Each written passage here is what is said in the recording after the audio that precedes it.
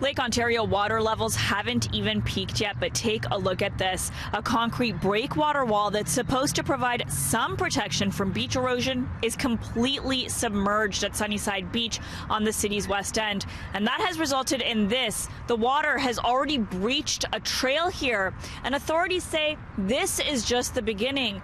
Water could reach historic levels. Something that was supposed to be a once in a 50-year or generational sort of occurrence is now becoming biannual.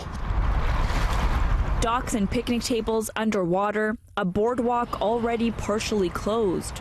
We use this trail all the time, so it's we're a little concerned that it might start washing away the planks and everything else. They should maybe try to make something a bit more so the trail doesn't get flooded every time. Sunnyside is just one of the beaches in the city seeing the damaging effects of rising water levels. So we're about 16 centimeters away from the peak levels we saw in 2017. 2017 saw the highest water levels ever recorded on Lake Ontario.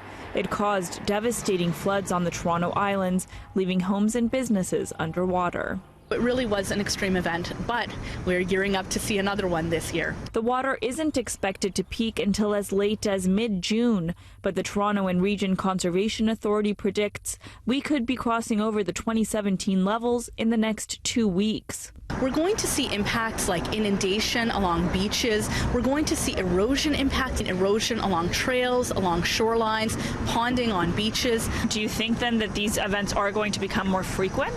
The thing about climate change is that we understand that we're rolling the dice or loading the dice in such a way that the odds that we might get a combination of factors that lead us to flooding gets higher and higher. And so what our observations point to are more extreme but more localized events.